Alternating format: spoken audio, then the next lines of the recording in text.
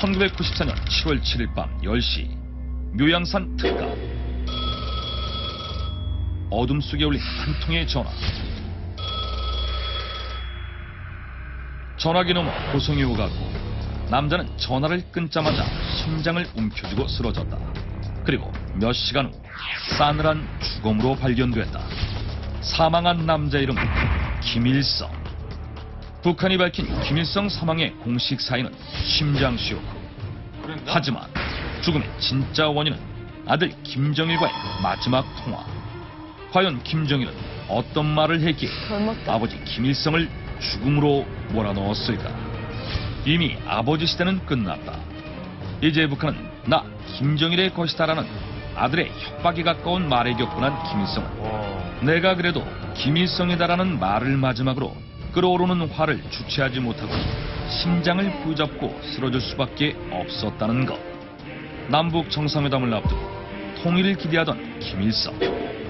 통일이 된다면 본인이 북한의 다음 통치자가 되지 못할 수도 있다는 불안감이 든 김정일은 평소 아버지 김일성이 심근경색과 고혈압을 앓고 있는 걸 알면서도 마지막 통화로 아버지의 심기를 있는 한껏 자극했던 것이었다. 충격 북한 폐륜 사건. 한 통의 전화로 아버지를 죽게 한 김정일. 이 폐륜 사건은 과연 진실일까? 아니 전화 한 통으로? 전화 한 통으로? 아니 그러니까 지금 전화는 그거잖아. 아, 이제 4시대 됐더니 마지막 말이 그거라면서요. 내가 그래 뚝뚝 드라마에 많이 나오잖아요. 해고 죽었다는 얘기 아니에요. 아무리 아버지가 자기 아들한테 권력을 주려고 하더라도 자기가 살아있는, 두 눈이 시퍼렇게 살아있는데 그 자기 아버지 전화 통화해서 아버지한테 빠락빠락 기 타봐봐. 아니 근데 가만히 놔둬. 상황이 맞는 게 진짜 정상회담을 해서 통일이 되는 상황이라면 그 김정일이 권력 갖지 못하는 거잖아요. 근데 전화가 아니었다면 어쨌든 심장 쇼크로 했다는 얘기는 뭐 그러니까 돌연사 이런 얘기가 있었으니까. 이 역사가 너무 안타까운 역사잖아요. 그렇죠. 제가 그런 얘기가 하도 돌아갔고 제가 한번 들어봤더니 그 얘기가 아니라 그 심장 쇼크 사는 말인데 아버지 그 여자 건드리지 마세요. 내 여자예요. 이 말에 쇼크를. 결국은 또 여자 문제로. 그러니까 한 통의 전화로 이건 맞는 얘기라니. 예. 내용은 어떨지 모르지만 예. 저 정확하게 반대입니다. 한 통의 전화는 아닐 수도 있지만 내용은 여러 통으로 죽일 수도 있어요. 계속 전화해가지고. 한 통 말고 나 이렇게 할 때 또 한 번 전화해. 아이 싫다고요? 막 이러면서. 맨 마지막에는 정 안 될 때는 죽어! 이런 거. 그럼 그게 진짜 만약에 자기가 일부러 아버지 잘못되게 내가 권력을 가지려고 했다면 더 확실한 방법을 했어야지. 전화는 문장구. 그럼요. 잘못해서 안 죽으면 진짜 내가 다음날 죽게 생긴 거잖아요. 나는 그렇게 사극을 해놔니까. 그때 당시에 권력이 정말 많이 넘어갔었고 김정일 어떻게 할 수 없는 입장이었다니까요. 그때 몇 살이었어요? 저는 이런 역사 이런 거 굉장히 좋아해가지고 이쪽 관련된 책도 좀 몇 번 읽어보고 막 이랬어요. 전화로 사람 죽이는 게 쉽지가 않아. 그럼. 근데 점점 앞만 봐도 김정일이 너무 페리나야. 그래. 이게 몰아가는 마음은 알겠는데 이게 말이 되냐고. 아버지를 전화로 이게 그냥 내 생각에는 진짜 그냥 심장 쇼크가 아니었나. 혹시 이거 아니었을까요? 정상회담을 앞두고 정말 저 내용대로 그 정상회담이 열려서 통일이 되면 자기의 권력이 없어지니까 연기해라. 내 때 가서 하겠다.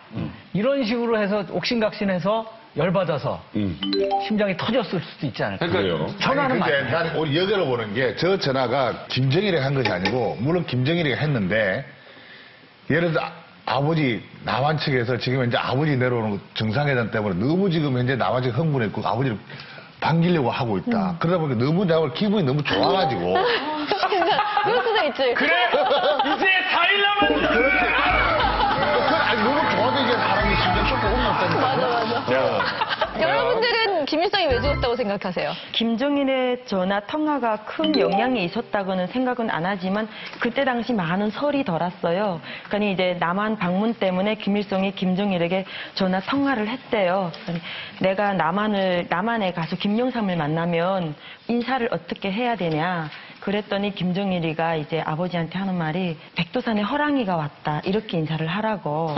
그런 전화 통화 내용이 뭐 있었다 하고 많은 설이 돌았는데 그 두 사람의 통화 내용에 대해서는 솔직히 누구도 모르는 거거든요. 근데 이건 그냥 설만 이렇게 도는 거죠. 이거 민망해서 이거 참 얘기하니까 뭐 백두산에 호랑이가 왔다라고 첫인사를. 네.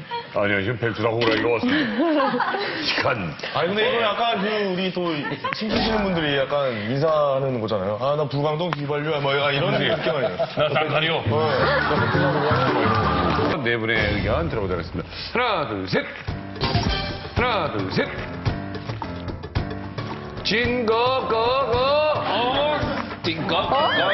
바뀌었었어. 바뀌었었어. 진거거진입니다. 근데 강민대 교수 왜 바꾸셨어요? 자, 강문대 교수님부터 의견 들어보도록 하겠습니다. 이렇게 보신 아니, 거죠? 근데 이게 지금 애매한 게 전화 한 통 때문에 죽었다니까. 그거 딱 전화 한 통 때문이 아니고 김정일이 때문에 죽었다면 내가 이거 진실이라고 들겠는데. 제 말이 저거예요. 예. 전화 한 통 때문에 죽은 건 아니거든요. 그러면 김정일 때문이라고 보고 얘기해 보시죠. 네, 김일성이가 죽게 된 시점이 딱 묘합니다. 김일성이가 그 92년도에 김정일이를 좌천시키고 자기가 다 장악합니다. 모든 거. 이제부터 모든 정치를 내가 하겠다. 그래, 김정일이가 정치 실패했다는 거 해가지고 그래서 연용묵이 왔잖아요. 그때 당시 총리. 김정일이가 임명했던 사람 다 잘라버려요. 그리고 저 한복도에 자천돼 있던 저 장인 강성산이 그때 10월달 최고인민회의를 소집해가지고 총리로 전격 임명하거든요. 그때 총리를 임명하면서 부총리로 됐던 사람이 김다련입니다. 이것도 김일성이가 직접 임명하고. 그러면서 뭐라고 하냐면 이제부터 내가 정면에 나서 정치를 하고 내가 다 할 테니까 나한테 정치, 경제, 공사 모든 걸 다 보고하라. 이래서 김일성이가 정면에 나서기 시작합니다. 정치에. 모든 일을 총리가 모든 이 경제 문제요 모든 걸 다 김일성이한테 직접 보고하는데 이미 고덜난 상태였습니다. 도저히 이거 하기 힘들다. 방법은 하나밖에 없다. 이거 강산 총리가 제기했던 거예요. 남북한의 정상회담을 통해가지고 돌파구를 여는 밖에 없다. 그렇죠. 이래서 이제 그 정상회담을 하게 했는데 이건 김정일이 생각하고 전혀 맞지 않는 거거든요. 자기는 정말 그렇게 해가지고 나라가 경제가 펴지고 그걸로 인해서 회생하게 되면 자기 이미지는 완전히 실각되는 거죠. 그래서 거기에 대해서 불만을 품고 있었는데 7월달, 8월달은 항상 김일성이가 매양산 별장에 가요. 매양산 특각에.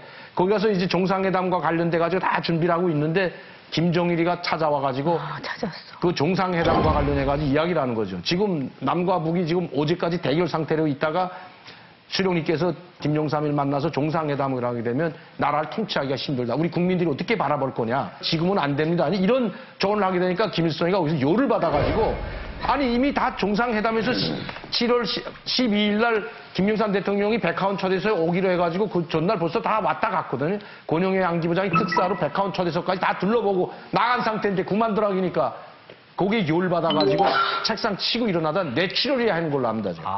고혈압이 있는 데다가 뇌출혈 해가지고 쓰러집니다. 거기서. 그래서 김정일이가 수령님 쓰러졌다 하면서 다 불러가지고 빨리 헬기 평양에서 보내라입니다. 그러니까 사람들은 뭐 때문에 쓰러진지 모르잖아요. 평양에서 헬기 보내려고 헬기 보내다 하나 떨어집니다. 헬기가. 악천후가. 7월 8일 그때는 장마철 아닙니까? 두 번째 헬기가 와가지고 쓰러진 김일성이를 헬기에 태워가지고 봉화진 여서로 옮기는 도중에 사망한 걸로 나옵니다. 7월 8일. 그래서 7월 9일 날 발표합니다. 이거. 만약에 김일성이 그때 살아나게 되면 그때 김정일이 자기가 위태로운 거죠. 그러니까 그걸 아니까 그 치료하는 것처럼 효심을 발동하는 것처럼 봉화진 여서로 옮겨서 치료하는 것처럼 헬기 불러가지고 막 이렇게 부산을 떨었지만 사실은 그 과정에서 김일성이가 죽은 겁니다. 어쨌든 김정일에서 죽었기 때문에 이건 진실이다. 그렇게 보는 거죠. 이야기 약간 좀 와전된 듯한 느낌은 있네요, 그죠? 근데 그럴싸하다 또. 자, 다음은 김주성. 네, 뭐 제가 연구기관에 있다 보니까 좀 아무래도 또 의학 고위, 쪽하고 좀 고위 비슷해요. 정보가 예. 있었고. 그래서 많은 이야기를 들었는데요. 일단 김일성이가 심근경색이라는 지병을 앓고 있는 거, 뭐 당뇨, 혈압 다 알고 있었어요. 네, 근데 그때 당시 보면은 그 완전 우발적인 사고인데, 그러니까 김정일이가 사리를 가지고 한 것이 아니고, 예, 전화 때문에도 아니고요. 이제 좀 이렇게 말하는 과정에 김일성이가 쓰러졌어요. 쓰러졌는데 평양에서 뭐 의료설비가 또 호송을 하기 위해서 헬리콥터가 뜬 것도 사실이고. 근데 이제 좀 와전된 게 뭐냐, 거기 헬리콥터가 뭐 격추됐다 뭐 그런 건 아니고요. 일단은 그 안개 때문에 못 내렸다. 그래서 뭐 호송 차량을 또 불렀는데 그것도 시간상 그러다 보니까 지체하다 보니까 어쩔 수 없이 가신 거죠. 근데 매양산과 평양 거기 거리는 얼마나 되는데요? 거의 그냥 100km 이상 되지 않나요? 그 매양산 평양 고속도로가 있긴 있어요. 1시간 정도. 네. 네네. 네? 170km 정도. 근데 문제가 뭐냐면은 그렇게 사고가 난 다음에 그 이제 전화 소리가 왜 나왔냐면은 아리바이를 만들기 위해서 김정일이가 전화했다 이렇게 해가지고 시도 쓰고 했고 그다음에 웃긴 게 뭐냐면 김일성이가 마지막에 쓰러졌을 때 책상에서 그냥 쓰러졌다. 그럼 당시 의사들 어디 갔냐 이런 의문들이 생기잖아요. 그러니까 의사들은 당시 김일성이가 혼자 있고 싶다. 그래서 휴가 보냈다. 이게 말이 안 되는 소리들이 계속 꼬리를 무는 거죠. 그러니까 결국 그게 뭐냐 김정일이가 모든 것을 다 막기 위해 가지고 심지어는 허위사령부라는 것이 있잖아요. 예, 이것도 김일성이를 당시 지켰던 허위사령부가 뭘 했냐 해서 김정일을 지키는 허위사령부하고 이게 마찰이 생겨서 총격전까지 벌어졌다. 뭐 이러한 와전된 사실들이 많이 도는데 제 생각에는 김정일이가 얼마든지 대책을 세울 수 있음에도 불구하여 안 세웠을 가능성이 높다는 거죠. 네. 그래서 독살설이 나오니까 김일성이 해부까지 하지 않았어요. 아니다. 해부했어요. 했어요? 그 부검을 해도 거짓말로 얘기하면 다 믿어야 되는 거잖아요, 북한은. 아니, 그러니까 부검 현지마다 부검했다고 북한이 발표한 거니까. 이제 진실 거짓. 둘 들어봤습니다. 네. 거짓으로 넘어갑니다. 네. 거짓은 이명선 대표. 네, 김정일은 철저히 김일성을 보좌하는 그런 그 통치자이기 때문에 김일성이 계속 살아있기를 바랐을 거고 그런 상황에서 내가 이렇게 뭐 죽이거나 뭐 괴롭히거나 하는 글까지는 안 했을 아버지한테. 것이다. 살다 보니까 그런 사고가 났고 거기에 대한 대책이 미흡해가지고 그런 김일성은 죽었고 김정일이가 김일성을 의도적으로 죽이려고 한다거나 그럼 같은 자리에 의도적으로 있지도 않았다? 예, 예, 그런 걸 없었다. 실제로 같이 있지도 않았고. 예, 예. 예. 자, 김철호 교수. 저는 거짓이라고 생각하는데요. 네. 이미 권력은 김정일한테 완전히 넘어간 상황이에요. 어차피 갈 거고. 네. 그리고 또 중요한 것은 그때 당시에 모든 사람들이 김일성보다도 김정일에 충성하는 것이 맞다고 생각했던 때였고요. 그 상황에 김정일이 93년도에 그 핵조약 탈퇴를 합니다. 그리고 김일성이가 나서서 카토 전 대통령이 와서 그 문제를 해결을 합니다. 자, 이게 둘이 같이 하지 않으면 절대로 안 이루어지는 거예요. 김정일이가 만들어내면 김일성이가 해결을 하는 거예요. 컨셉이 딱 이렇게 돼 있는 거예요.